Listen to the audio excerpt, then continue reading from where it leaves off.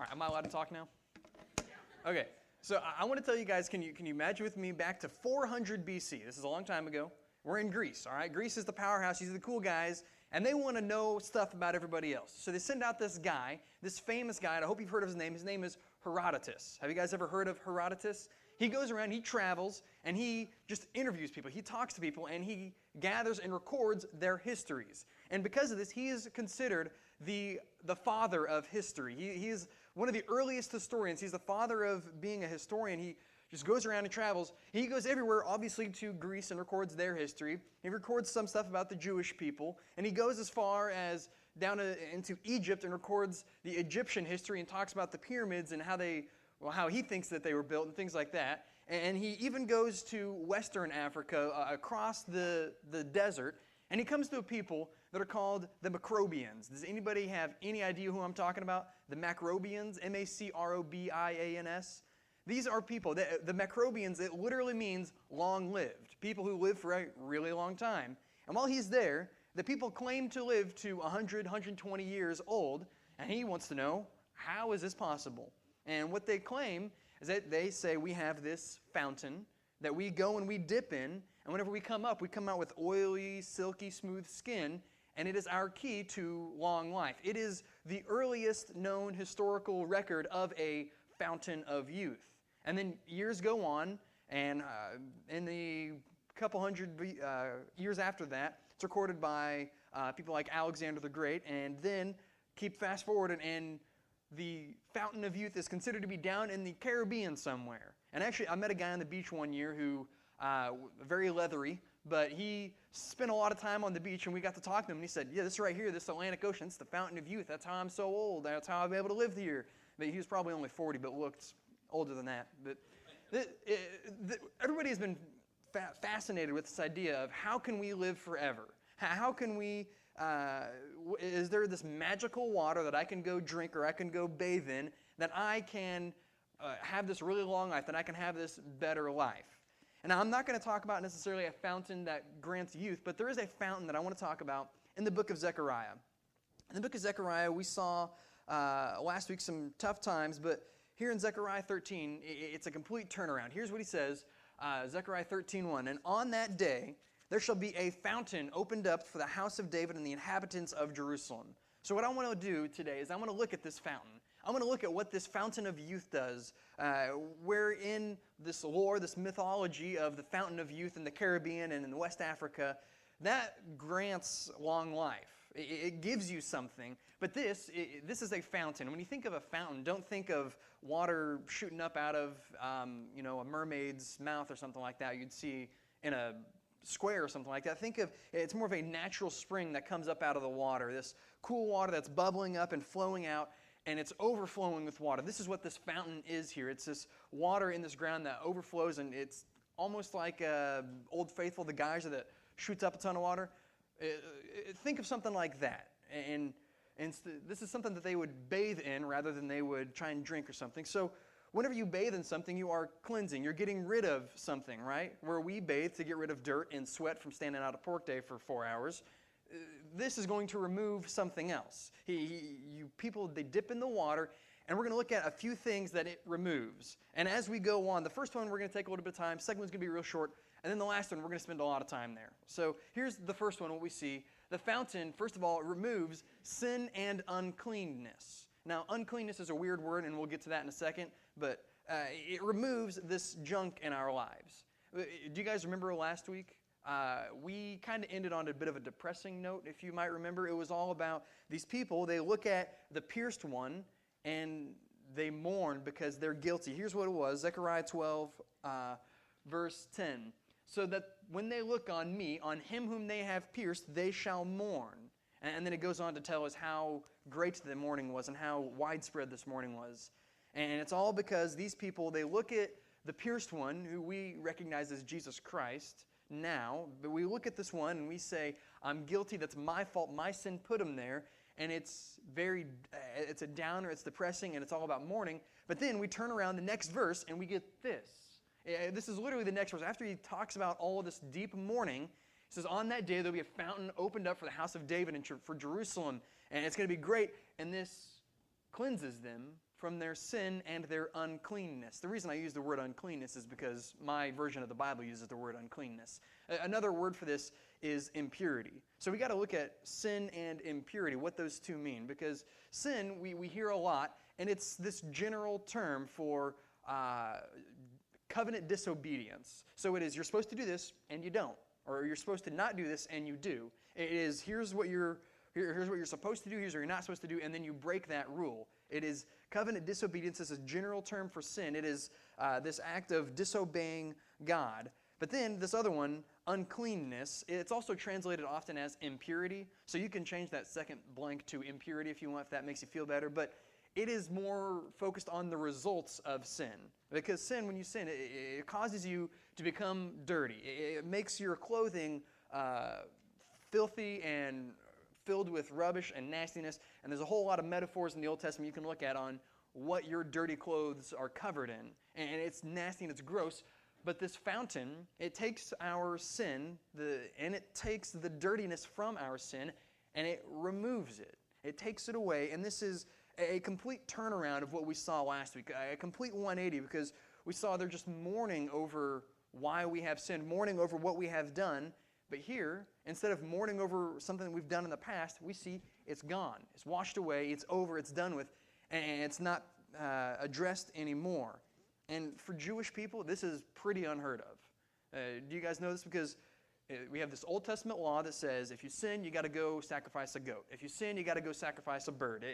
If you sin, if you're unclean, if you're dirty, if you're impure, you have to do this action, sacrifice this animal, sacrifice this grain, do something, and then the blood will purify you.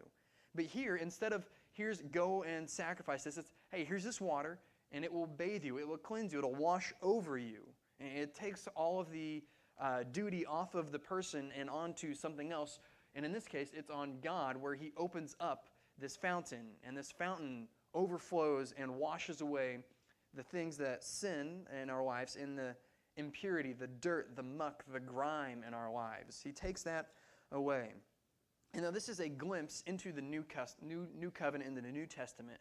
Because whenever Jesus arrives, He offers Himself up as a fountain. But instead of a fountain of water, because it's drawn off of this Old Testament stuff where blood purifies us, the blood of goats and the blood of rams and things like that purify us, He makes a fountain of blood. And here's what He says in 1 John chapter 1, verse 7. And the blood of Jesus, His Son, cleanses us from all sin. His blood is what washes over us and then leaves us clean, pristine, white, and no longer covered in this muck and in this nastiness. Jesus' blood is our fountain that we bathe in, that we can be purified in. It is our fountain of youth.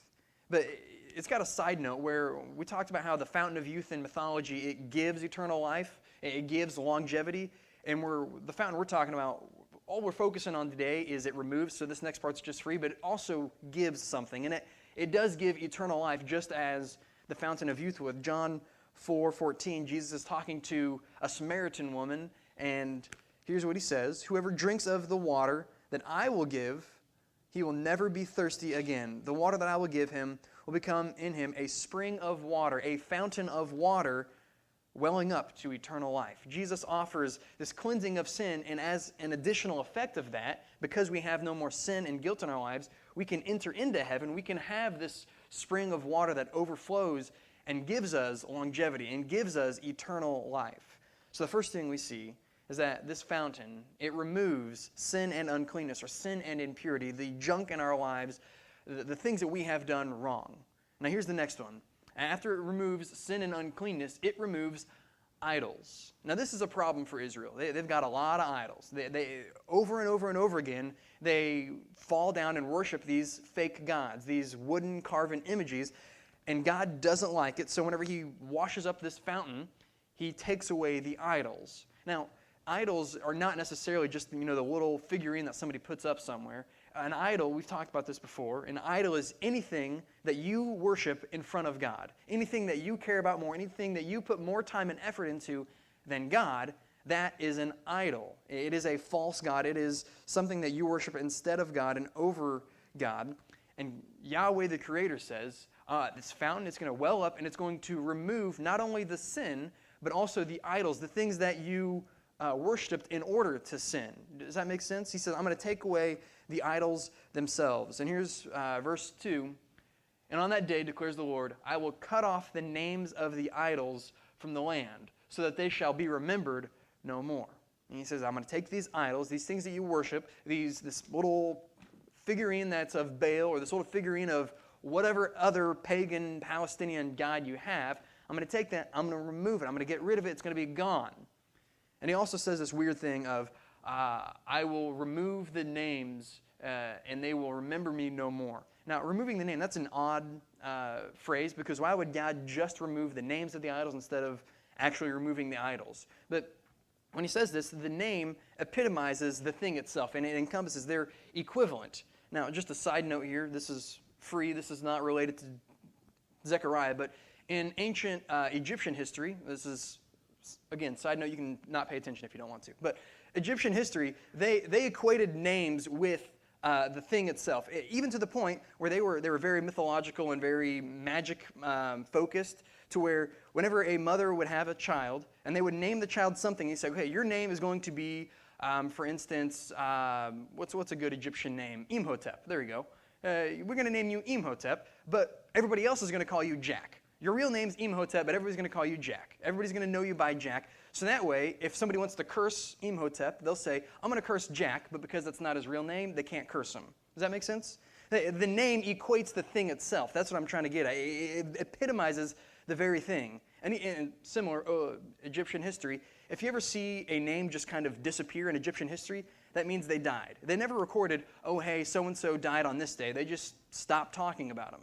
And so if you remove a name itself, it is a complete and utter removal. They are gone from the picture. They're no longer around, to the point where the people no longer remember them. The people don't even think about them. And it's not a amnesia where that part of their brain is blocked out, but they don't pay attention to it anymore. They don't give it the time of day. Because whenever you see the term they remember it, or they remember it, they remember no more, it's not a amnesia thing. For instance, Noah in the ark, he's on the ark, and then after a while, it says, it's recorded in Genesis, and God remembered Noah. Well, God never forgot about Noah. He just, again, paid attention to Noah and acted on his love for Noah. And that's what we see here. These people, they no longer pay attention. They no longer worship. They no longer look at these idols because they don't care about them anymore. They're gone. They're washed away. That doesn't matter. God has removed them, so they don't care about them. They don't want to pay attention anymore, and they remember it no more. This fountain wells up, and it removes the sin, and then it removes the idols, the things that caused them to sin. Now here's the last one. This is where we're going to spend the rest of the day for quite a while. After it removes the sin itself, and after it removes the idols that caused them to sin, it removes the false prophets. Now, a prophet is somebody who brings a message from a higher power to the people, and a false prophet is somebody who does that not in the name of God, but in the name of some other false deity. The most common one among these people would probably be the prophets of Baal. We looked at the prophets of Baal last week, just briefly, and what they did with Elijah up on Mount Carmel. We're going to come back to that in a minute, but come back to that here in a little bit. But these false prophets are guys who say, hey, you need to worship Baal, or you need to worship Beelzebul, or you need to worship so-and-so. And these are guys who are advocating the worship of these other deities, and God says, well, I'm going to get rid of them. Now, I hope you see a progression here. So, first of all, this fountain removes our sin and our iniquity and our impurity and our uncleanness and the muck and the dirtiness, okay? That is the result in the action that we have done. He takes those away and says you're no longer guilty, all right? Now, the fountain takes away our sin, and then it takes away the thing that we worshipped in order to sin, okay? Because he has this idol, and just because it's a wooden figure, that doesn't cause it to sin. Just because it looks like a god doesn't mean it's a sin, but when you worship it, that's what causes it to sin. So God takes the sin, removes it, and takes the thing that they worshipped in order to sin and removes it, and then he goes a step further, and he says, those people who pointed you to that thing that caused you to sin, I'm going to remove that as well. So it's the sin itself, what caused you to sin, and then what led you to sin. Does that make sense? So the sin itself, and then what led you is the idols, and then what caused you is the idols, and then what led you is the false prophets. These guys who are advocating the worship of non-Yahweh beings. And here's where we get this. After he talks about, I'm going to remove the idols, I'm going to remove the names from your mouths, and you're not going to remember anymore. He says, And also, I will remove from the land the prophets and the spirit of uncleanness. And that's an interesting phrase there, the spirit of uncleanness, because he's not talking about a specific entity that is a demonic spirit. It's more of a mindset. For instance, we see like a spirit of grace or a spirit of mercy or a spirit of justice, right? It's the same deal here, the spirit of uncleanness. These false prophets, they advocate idolatry, they advocate sin so much that it has corrupted the system and made these people have a mindset, a lifestyle epitomized by uncleanness, by impurity, by dirtiness. And he says, I'm going to remove that from the land. And God takes these two, takes them away, and gets rid of them. And what follows, verses 3 through 6 in this section, is one of my funniest passages that I've read in the Bible. So I want you guys to, hopefully you can see the humor in it the way I do.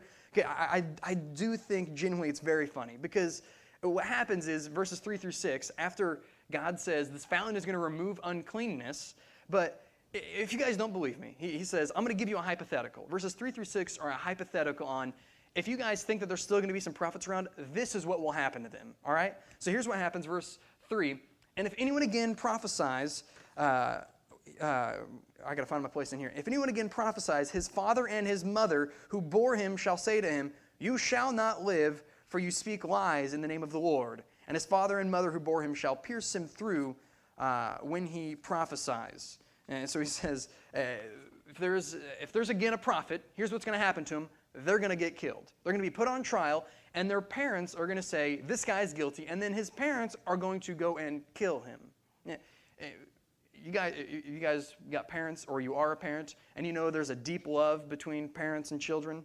And my mom is a school teacher, and she often complains about the parents because they think that the kid is always right. Oh, Johnny would never act up like that. No. He's better than that.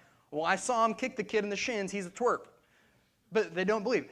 That kind of blind love for a child is not so blinding that they don't recognize that their kid is a false prophet that is corrupt and stirring up this spirit of uncleanness. Not even family love, not even paternal love will block them from realizing this guy is wrong. And in Deuteronomy chapter 13, it gives us the rules on what to do with a false prophet. And you know what it says? You're supposed to pierce them. You're supposed to kill them. Now that's what he says. And so the parents go so far as saying on trial, yes, that guy's guilty. Now let us be the executioner for this, because we're so ashamed of this guy. We're so disgusted that this came from our blood that we cannot allow it to be here anymore. And they recognize that this false prophet is so wrong, and God goes so far to remove it. Now here's where the really funny part gets in. I hope you see this. Verse 4, he says, on that day, every prophet will be ashamed of his vision when he prophesies. Now, don't be fooled by that, because you might think a prophet who's a false prophet, he can't help it, right? He's ashamed. Oh, no, I shouldn't have done that. This is a false shame. This is a fake. This is a show. This is trying to deceive people. I think it's very telling to him. So you guys ever been around kids? And you ever made them apologize because they did something wrong? And have they ever said, well, I'm sorry that you got hurt. Not I'm sorry that I did it. I'm sorry that you got hurt. Or how about even better, if they're more blatant with it, I'm sorry I got caught. That's what's going on here. Their shame is that they got caught. Their shame is that, man, I got found out, didn't I? They're upset that they got caught, and it's not a true, genuine shame. It's like a little kid who's upset that his brother got hurt, not because his brother got hurt, but because now he can't play the game anymore. He's upset about this. And then the next part, he says, he will not put on a hairy cloak in order to deceive. Now, a hairy cloak was the common garment of a prophet. So if you go back and look at the books of 1st and 2nd Kings, Elijah and then his predecessor, what's the one after? The guy who comes after him, Elisha, they both wear a hairy garment to signify that they are a prophet of God. And then in the New Testament, we have John the Baptist, and he wears a coat of camel's hair to show that he is a prophet. And so this guy, he says, I'm going to put on a cloak to try and deceive these guys. That's what he says, is it in order to deceive. And he's saying this whole time he's not been a prophet, but instead, if you guys remember, let's backtrack to the Old Testament real quick. Genesis, we see Abraham, Isaac, and then Jacob, right? Those are the threefold family, the family tree that we come from. But it was almost Esau But Jacob deceived his father and took the birthright from his brother and stole the birthright from his brother. And it says, because Esau was very hairy and Jacob was very not hairy, he puts on a hairy cloak in order to deceive his father. That's what these prophets are doing. They put on this hairy cloak, trying to deceive the people, trying to fool them into believing what they are selling. The next scene is the best part. This is where the people accuse him. They say, wait a second, I saw you prophesy. I saw you put the cloak on. Here's what it is. But he will say, I'm not a prophet. I'm a worker of the soil. I was sold in my youth.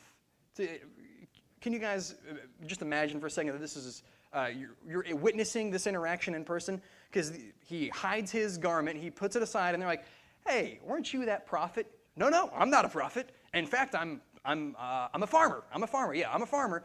And you know what? I've always been a farmer my whole life. And in fact, I was sold into slavery as a farmer. He just keeps going on down the line, trying to further the lie, trying to give more of a backstory. He's trying to develop this, trying to prove that he's not a false prophet. And they're like, we watched you. We saw you do this. You're not fooling anybody. And he says, no, I'm a farmer. I've always been a farmer. And so the people call him on his bluff. Here's the part.